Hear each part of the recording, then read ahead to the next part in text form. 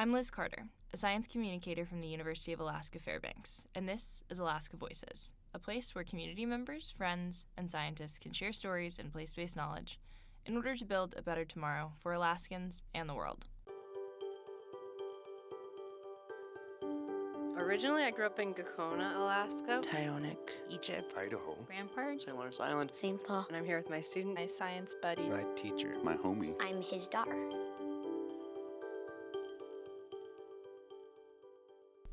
This miniseries is an interview-style show that explores the life and career thus far of Alaska Center for Climate Assessment and Policy's climate specialist, Rick Thoman. During these 4 episodes, we will examine how Rick found his way to Alaska, how his career has grown and changed over the last 40 years, some major impacts and successes, and how his career can teach others about how to best work within Alaskan communities. So last episode, we really focused on the origin of your career, the origins of your time in Alaska. In this episode, I'm hoping to get at the bulk of your career so far. Can we start by talking a bit about the move to Alaska?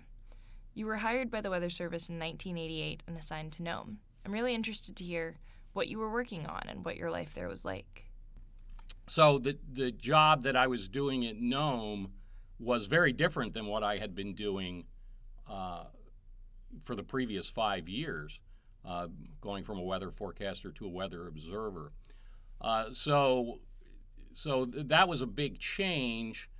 Certainly going from State College, Pennsylvania, and I don't know, probably 40,000 students at Penn State at that time, to a town of a few thousand in rural Alaska was quite the change. I actually knew nothing about Nome other than where it was on a map when I got the job offer, so I scuttled around, tried to find out a little bit, but it's not like Nome had always been on my list of places to go. I knew that I would be starting not in Anchorage, Fairbanks, or Juneau, but at a smaller office. But actually, I was hoping for Barrow, now Utqiagvik, at the time because it was Arctic. But the job offer was for Nome, and it didn't take very much thought to decide to accept it. So once I got there, I had to learn a whole new skill set. A lot of what I knew was not immediately applicable. Obviously, it was to some extent, but not immediately. So I had a whole new skill set to learn. Are there any particular moments from your time in Nome that really stuck with you? A little thing that sticks with me to this day, again, in the first weeks that I was in Nome, I learned that what's a nice weather day in Nome? A day when the sun is shining. Didn't make the slightest difference what the temperature was, didn't make the slightest difference what the wind was. If the sun was out, it was a nice day. And that really, why is that important 35 years later? Because I think that expresses an attitude about the environment for the people that live in the region, but also was a very early introduction for me of what's important to people, not what's important in the weather forecast, not what does a forecast office in Fairbanks thinks important, but what do people who are living it think is important. Could you expand on how experiences like this changed your approach to working in Alaska? I can tell a funny story. July of 1989 was extremely cloudy and rainy in Nome and western Alaska. A lot of days with rain, just solid gray skies. And I was working an evening shift. It was later in the month. And so I was working a 4 to midnight shift. I'd come in, and so one of the first duties on that shift was to write the Nome and vicinity forecast, to go out on the teletype and on the NOAA weather radio and to the radio stations.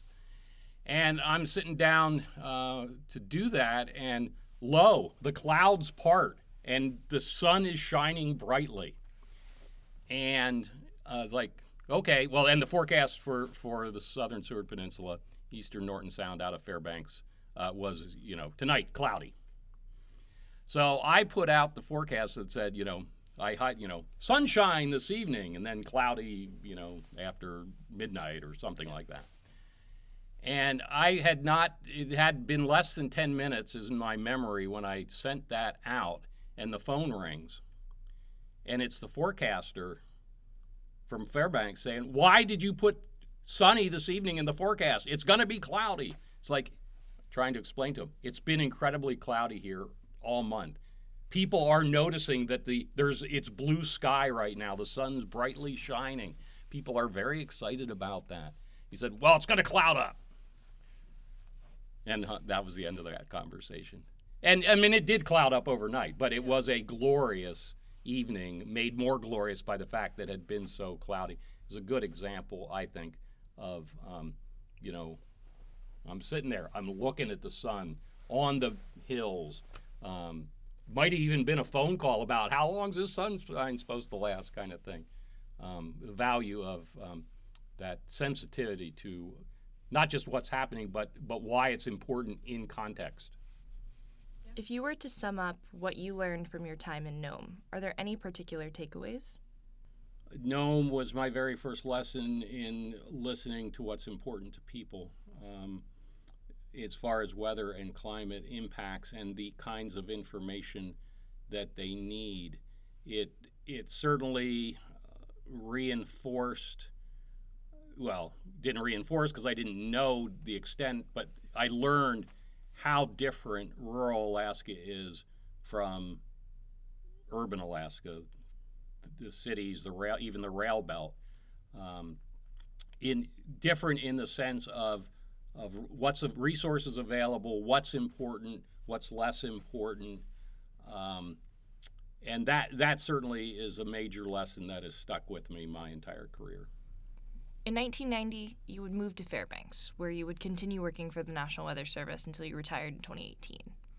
You worked as a general forecaster, a lead forecaster, the climate focal point, and climate sciences and services manager. Could we talk a bit about the challenges you faced over the course of your 30-year career with the Weather Service? From the forecast standpoint, a big challenge the entire time I was a forecaster was just the size of the area. And so you had, for much of the first 10 years I was here, 11 years, we were issuing forecasts for,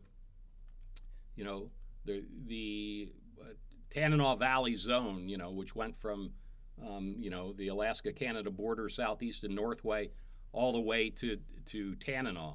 Well, and including the whole of the north side of the Alaska Range. Well, the weather in there is wholly different, and you get 3 sentence fragments to describe the weather. How do you do that? Similarly on the coast.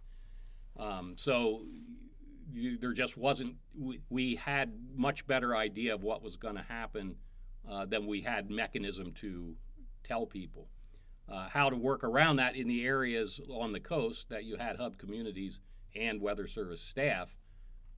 It was normal, in fact, during a big event, that you would call the rural offices and say, okay, here's what we're thinking, here's what we think for Nome and for the area served by the Nome hub.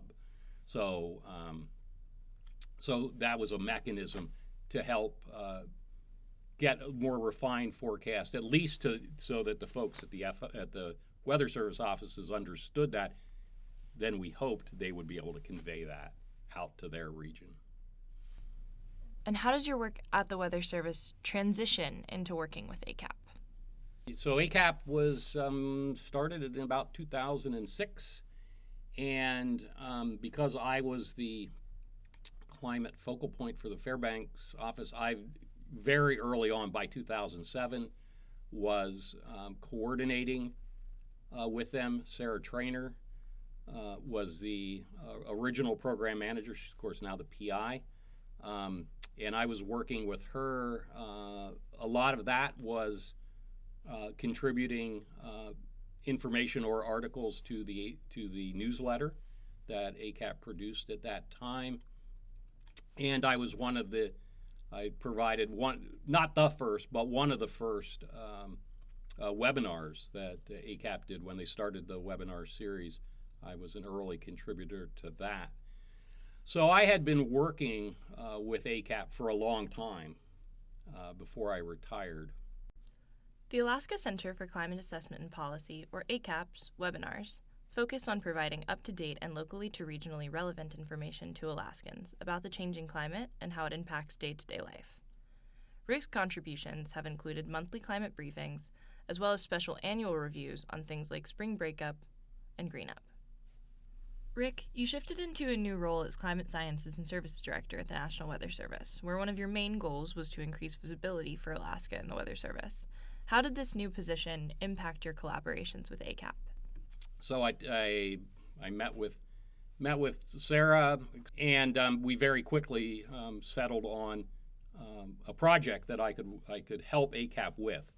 In the early days of ACCAP, they had developed this weather and climate highlights tool, and by 2013, it had kind of sat fallow for 2 or 3 years. And so Sarah suggested, hey, if you could get that up to date, back populate it from when we stopped regularly doing it, and then keep it going forward, that would be a big help to us. And I said, well, that's, keeping abreast of what's happening is one of the things that this job is supposed to do, so that sounds like something I could do. So I had been closely working with ACCAP on that, and then the other things like the newsletter, like providing webinars on occasion, especially intensely from 2013 to 18. And when I let Sarah know that I was planning on retiring, she just, well, if you want a job in retirement, we'd love to have you. And so one thing led to another, and now we're doing this interview.